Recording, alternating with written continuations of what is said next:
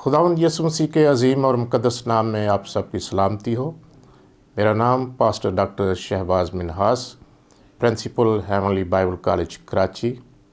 आज मैं नहायत शुक्रगुज़ार हूँ कि पास्टर दानिश पीटर साहब ने और उनकी टीम ने मुझे मौका दिया कि मैं खुदा का कलाम आपके साथ शेयर करूँ।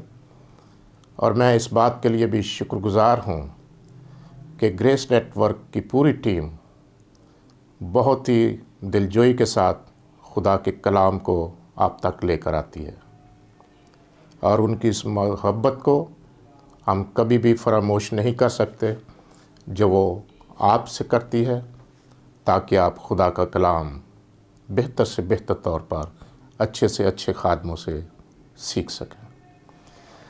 आज का हमारा मौज़ू गुफ्तगू जो है वो क्रिसमस का त्यौहार है। चूँकि क्रिसमस एक ऐसा अजीम और मुक़द्दस दिन है, इसमें खुदा ने इंसान के लिए बहुत बड़ा काम किया। आइए हम खुदा के कलाम में से देखते हैं।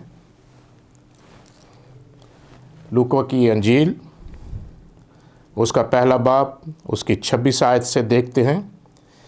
छठे महीने में जिब्राइल फरिश्ता खुदा की तरफ से गलील के एक शहर में, जिसका नाम नासरत था, एक कुंवारी के पास भेजा गया, जिसकी मंगनी दाऊद के घराने के एक मर्द यूसुफ नाम से हुई थी, और उस कुंवारी का नाम मरियम था। और फरिश्ता ने उसके पास अंदर आकर कहा, सलाम तुझको जिस पर फजल हुआ, खुदावंद तेरे साथ है। वो इस कलाम से बहुत घबरा गई और सोचने लगी कि ये कैसा सलाम है। फरिश्ता ने उससे कहा, ऐ मरियम, खौफ न कर, क्योंकि खुदा की तरफ से तुझ पर फजल हुआ है। और देख, तू हामला होगी और तेरे बेटा होगा, उसका नाम यस्सु रखना। वो बुजुर्ग होगा और खुदा ताला का बेटा कहलाएगा, और खुदावंद खुदा उसके बाप दाऊद का तख्त उसे देगा। आइए हम दुआ करें। खुदावंद तेरा शुक्र, तेरी तारीफ़ करते हैं इस मुक़द्दस कलाम के लिए जो तूने हमें अता किया, कि हम कलाम की इन बातों को सीख सकें, सुन सकें और इन पर अमल कर सकें। खुदावंद अपने लोगों को, जो खुदावंद इस कलाम को सुनते हैं, बेहतर तौर पर समझने की तौफीक देना, ताकि खुदावंद तेरी मर्ज़ी को जान सकें। मेरे अज़ीज़ बहनों और भाइयों, मैं आपसे जो भी बात करूँगा वो खुदा के इस कलाम के अंदर से करूँगा, क्योंकि मैं चाहता हूँ कि आप तक सिर्फ वो बात पहुँचे जो खुदा का कलाम हमें बताता है।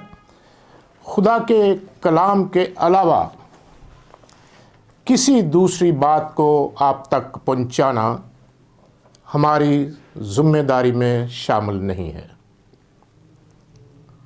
यहाँ हम जब देखते हैं, यहाँ लिखा है कि छठे महीने में जिब्राइल फरिश्ता खुदा की तरफ से, और ये छठा महीना जो है, ये यहूदी महीनों के नाम जो रखे गए हैं, उन महीनों में से एक महीना जो छठा महीना कहलाता है।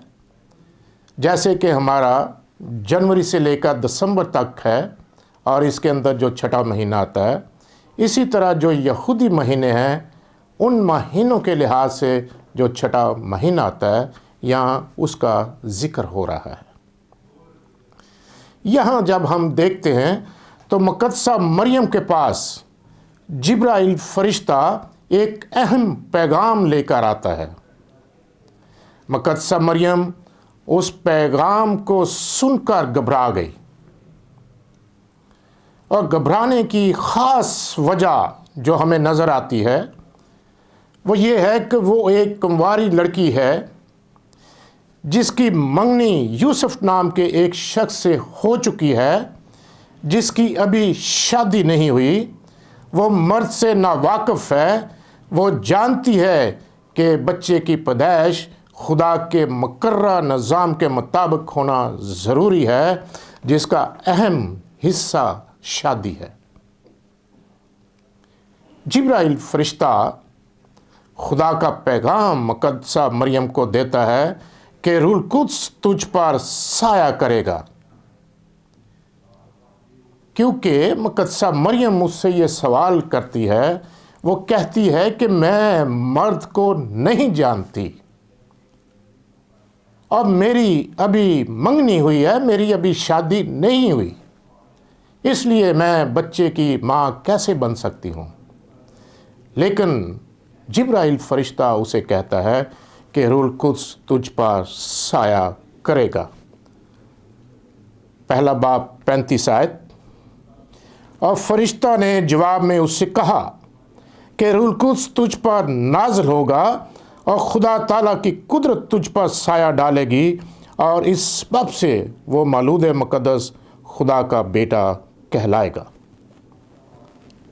کتنی عظیم بات ہے!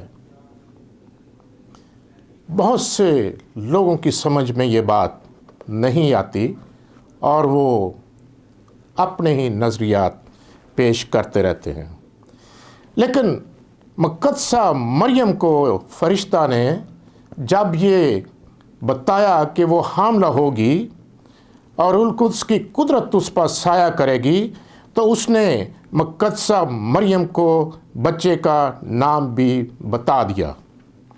جب ہم 31 آیت کا جائزہ لیتے ہیں تو یہاں لکھا ہے، اور دیکھ تو حاملہ ہوگی اور تیرے بیٹا ہوگا، اس کا نام یسوع رکھنا۔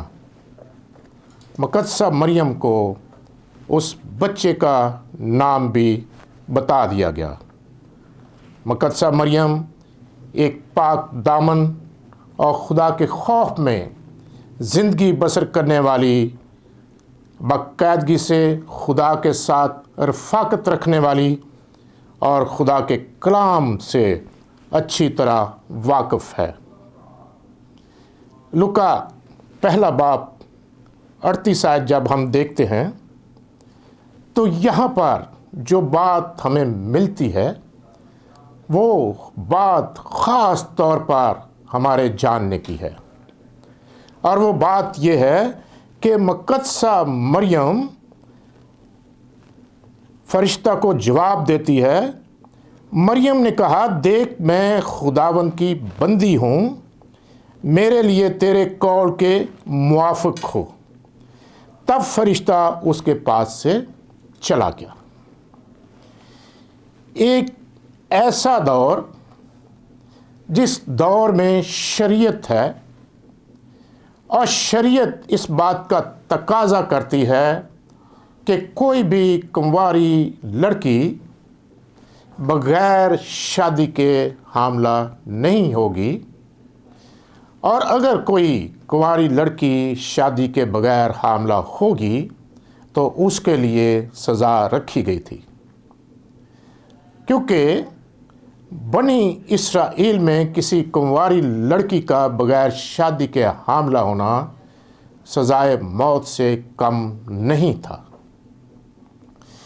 لیکن یہاں خاص بات جو ہمیں نظر آتی ہے وہ آتی ہے کہ مقدسہ مریم خدا کے حکم کے آگے سر جھکا دیتی ہے، تابعداری کرتی ہے۔ انسانوں کی بنسبت خدا کے حکم کو قبول کرنا اس کے لیے اہم تھا، اور یہی وجہ ہے کہ خدا نے اسے سرفرازی عطا کی۔ اور وہ منگیتر جس سے اس کی منگنی ہوئی تھی، خدا کا فرشتہ اسے رویا میں دکھائی دیتا ہے اور اسے رویا میں دکھائی دے کر اسے کہتا ہے کہ مریم حاملہ ہے اور جو کچھ اس کے پیٹ میں ہے وہ روح القدس کی قدرت سے ہے، اور یوسف کو بچے کا نام بتایا جاتا ہے۔ آئیے ہم خدا کے کلام میں سے متی پہلا باب 19 سے 23 آیت دیکھتے ہیں۔ پس اس کے شوہر یوسف نے جو راست باز تھا اور اسے بدنام کرنا نہیں چاہتا تھا، اسے چپکے سے چھوڑ دینے کا ارادہ کیا۔ وہ ان باتوں کو سوچ ہی رہا تھا کہ خداوند نے فرشتہ نے اسے خواب میں دکھائی دے کر کہا، آئے یوسف ابن داؤد، اپنی بیوی مریم کو اپنے ہاں لے آنے سے نہ ڈر، کیونکہ جو اس کے پیٹ میں ہے وہ روح القدس کی قدرت سے ہے۔ اس کے بیٹا ہوگا اور تو اس کا نام یسوع رکھنا، کیونکہ وہی اپنے لوگوں کو ان کے گناہوں سے نجات دے گا۔ کتنی بڑی بات ہے کہ خدا کے حکم کے آگے سر جھکانے کی وجہ سے اس کے ساتھ اس کا منگیتر جو ہے اسے بھی خدا نے اس بات پر آمادہ کیا کہ وہ مقدسہ مریم کو اپنے گھر لے آئے۔ یوسف خدا کے کلام سے واقف تھا۔ وہ جانتا تھا کہ گناہ خدا معاف کر سکتا ہے اور خدا کے علاوہ کوئی اور گناہ معاف نہیں کر سکتا۔ اس سے پہلے کہ یوسف فرشتہ سے کوئی سوال کرتا، فرشتہ نے اسے یسایہ نبی کی پیشن گوئی یاد دلائی، اور یسایہ نبی کا دور 698 سے 740 قبل از مسیح رہا، اور یسایہ 7 باب کی 14 آیت اسے یاد دلائی، جس میں لکھا ہے، دیکھو ایک کنواری حاملہ ہوگی اور بیٹا جنے گی اور اس کا نام ایمانویل رکھیں گے، جس کا ترجمہ ہے خدا ہمارے ساتھ۔ اس سے پہلے کہ یوسف فرشتہ سے کوئی سوال کرتا، اسے اس کے سوال کا جواب دے دیا گیا۔ اور جب ہم خدا کے کلام کو دیکھتے ہیں تو یوسف بھی خدا کے حکم کے آگے سر جھکا دیتا ہے۔ اور متی پہلا باب 24 اور 25 آیت کو جب ہم دیکھتے ہیں تو لکھا ہے کہ پس یوسف نے نیند سے جا کر ویسا ہی کیا جیسا خداوند کے فرشتہ نے اسے حکم دیا تھا، اور اپنی بیوی کو اپنے ہاں لے آیا اور اس کو نہ جانا جب تک اس کے بیٹا نہ ہوا، اور اس کا نام یسوع رکھا۔ کتنی عظیم بات ہے میرے عزیز بہنوں اور بھائیوں، یہ خدا کا کلام ہے، اور خدا کا کلام ہمیشہ سچائی پر مبنی ہے، اور خدا جو کچھ کہتا ہے وہ سچائی پر مبنی ہے۔ آئیے خدا کے کلام میں سے خداوند یسوع مسیح کی پیدائش کے بارے میں چند حقائق پر غور کرتے ہیں۔ خداوند یسوع مسیح کی پیدائش بیت لحم میں ہوئی۔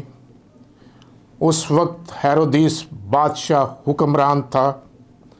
بیت لحم میں پیدا ہونے کی پیشن گوئی میکا نبی نے 710 تا 735 جس کا دور قبل از مسیح رہا، اس میں یہ پیشن گوئی کی تھی۔ عزیز بہنوں اور بھائیوں، خداوند کی پیدائش کے موقع پر اہم واقعات جو رونما ہوئے، میں اس کی طرف آپ کی توجہ دلانا چاہتا ہوں، اور یہ واقعات جو آپ کے سامنے پیش کیے جائیں گے یہ کلام مقدس کی روشنی میں کیے جائیں گے، اور کلام مقدس سے باہر کوئی بات آپ سے نہیں کی جائے گی۔ کیونکہ ہم آپ تک وہ بات پہنچانا چاہتے ہیں جو خدا کا کلام ہمیں سکھاتا ہے۔ خداوند کی پیدائش پر جو اہم واقعات ہوئے، ان میں سب سے پہلے ایک واقعہ میں آپ کے سامنے رکھتا ہوں کہ آسمان پر ایک ستارہ نمودار ہوا۔ متی 2 باب 1 سے 2 آیت۔ ہم اس پر بعد میں بات کرتے ہیں، ایک چھوٹا سا وقفہ۔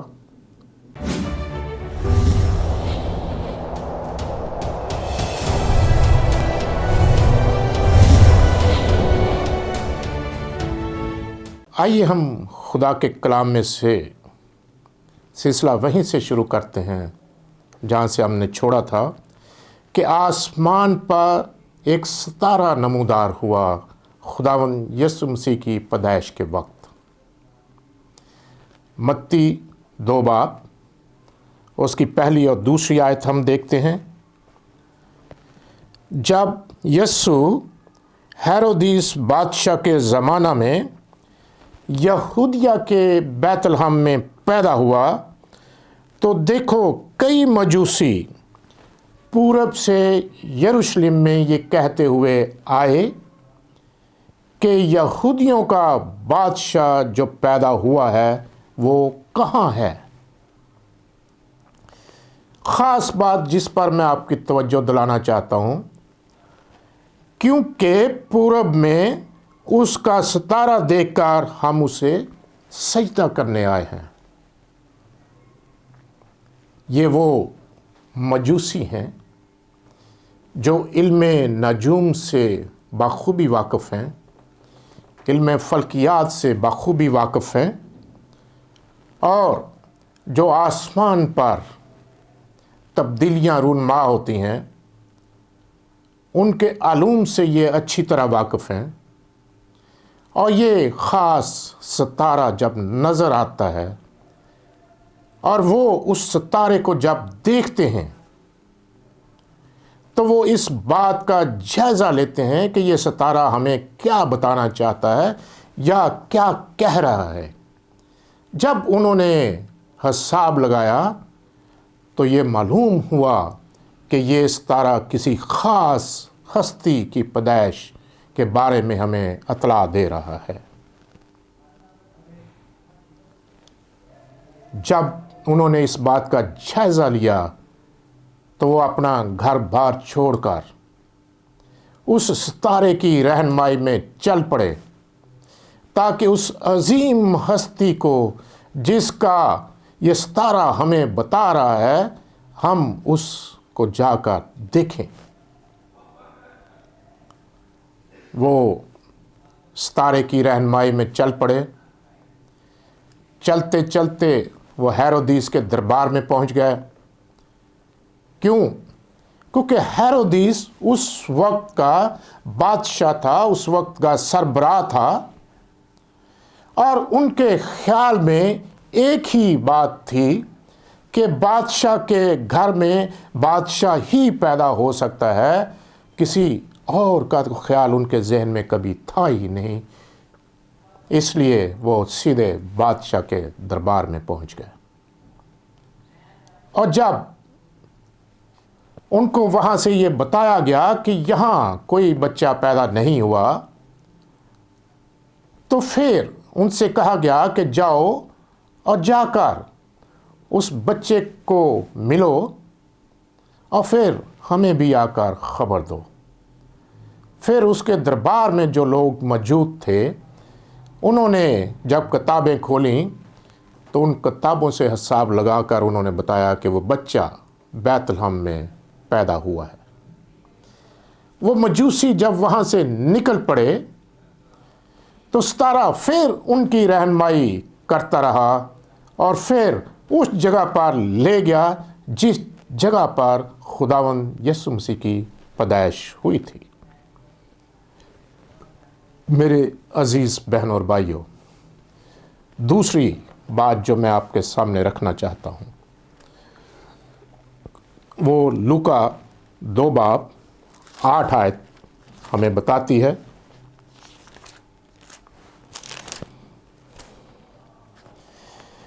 उसी इलाका में चरवाहे थे जो रात को मैदान में रहकर अपने गला की निगहबानी कर रहे थे। गौर से सुनिए, और खुदावंद का फरिश्ता उनके पास आकर खड़ा हुआ और खुदावंद का जलाल उनके चौगिर चमका और वो नहाए डर गए। मगर फरिश्ता ने उनसे कहा, डरो मत, क्योंकि देखो मैं तुम्हें बड़ी खुशी की बशारत देता हूँ जो सारी उम्मत के वास्ते होगी, कि आज दाऊद के शहर में तुम्हारे लिए एक मुनज्जी पैदा हुआ है, यानी मसीह खुदावंद।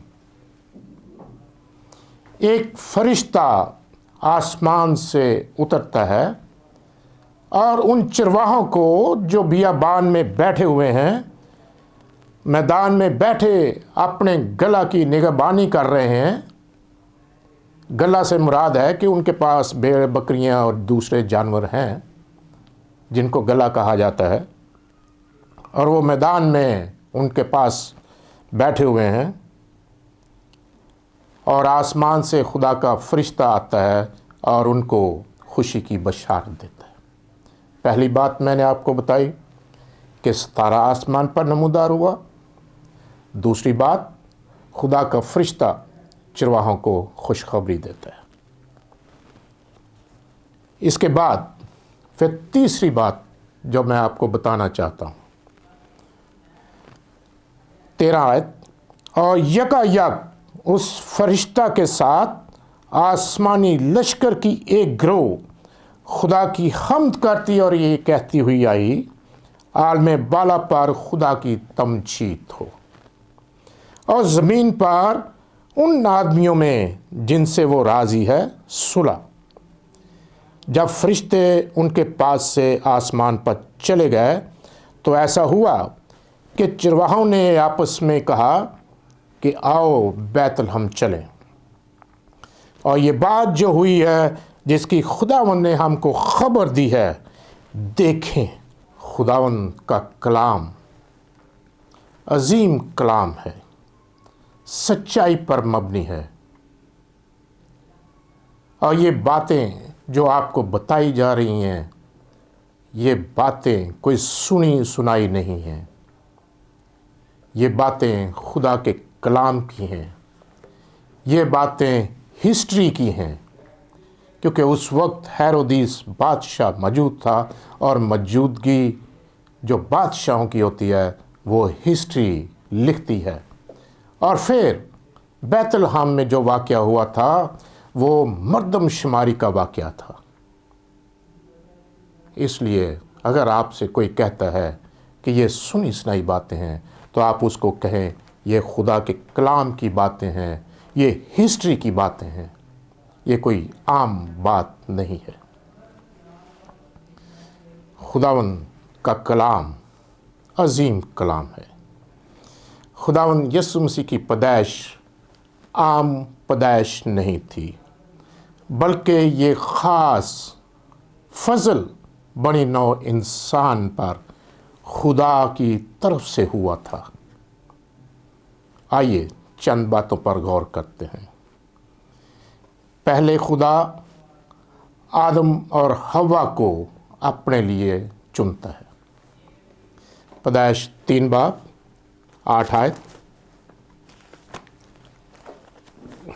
जब हम देखते हैं तो इसमें हमें खुदा के कलाम में से जो कुछ मिलता है, और उन्होंने खुदा की आवाज़ जो ठंडे वक्त बाग में फिरता था सुनी, और आदम और उसकी बीवी ने आपको खुदा के हजूर से باغ کے درختوں میں چھپایا۔ تب خداوند خدا نے آدم کو پکارا اور اس سے کہا کہ تو کہاں ہے؟ خدا نے آدم اور حوا کے ساتھ اپنی رفاقت کو رکھا، اور خدا چاہتا تھا کہ آدم اور حوا اس کی رفاقت میں رہیں، اور اس کا بڑا سبب جو ہے وہ کیا تھا، ہم اس پر بھی تھوڑا غور کرتے ہیں۔ پہلا باب 26 آیت پیدائش۔ پھر خدا نے کہا کہ ہم انسان کو اپنی صورت پر اپنی شبیہ کی مانند بنائیں، اور وہ سمندر کی مچھلیوں اور آسمان کے پرندوں اور چپائیوں اور تمام زمین اور سب جانداروں پر جو زمین پر رینگتے ہیں اختیار رکھے۔ اور انسان سے محبت کرنے کی جو وجہ تھی وہ دوسرا باب 7ویں آیت ہمیں بتاتا ہے۔ اور خدا نے زمین کی مٹی سے انسان کو بنایا اور اس کے نتھنوں میں زندگی کا دم پھونکا، تو انسان جیتی جان ہوا۔ اور انسان کے ساتھ محبت کا سب سے بڑا رفاقت رکھنے کا ذریعہ جو تھا وہ ایک ہی تھا کہ انسان کے اندر خدا کا دم موجود تھا۔ اس کے علاوہ بھی تو اور مخلوق بھی خدا نے تخلیق کی، سمندر کی مخلوقات، زمین پر چرند پرند جانور، رینگنے والے جانور، پھل پھول، یہ سب کچھ خدا نے کیا۔ لیکن خاص انسان سے محبت جو ہے وہ اس وجہ سے ہے کہ خدا نے اپنا دم اس کے نتھنوں میں پھونکا، اس لیے خدا انسان سے محبت رکھتا ہے۔ جب انسان خدا کی حکم عدولی کر چکا تو خدا کی رفاقت سے دور ہو گیا، تو پھر قتل و غارت کی طرف بات چلی گئی، حکم عدولی کی طرف بات چلی گئی، تو خدا نے کہا کہ میں اس دنیا کو ختم کر دوں گا۔ اور پھر خدا نے نوح کو چنا، اور نوح کو چنا، اور نوح کے ساتھ اس کے گھر کو چن لیا، جس میں اس کی بیوی تھی، اس کے 3 بیٹے تھے، اس کی 3 بیویاں تھیں ان کی، اور خدا نے ان 8 افراد کو چن لیا۔ لیکن وہ بھی خدا کے ساتھ وفادار نہ رہ سکے، اور خدا نے پھر انسان کو اپنے حال پر چھوڑ دیا۔ اور پھر خدا کو انسان کی محبت ستانے لگی، اس لیے کہ خدا نے انسان کے اندر اپنی زندگی کا دم پھونک رکھا تھا۔ پھر خدا نے ایک خاص قوم کو اپنے لیے چن لیا، بنی اسرائیل کو، جو حضرت ابراہیم، اسحاق اور یعقوب کی اولاد ہیں۔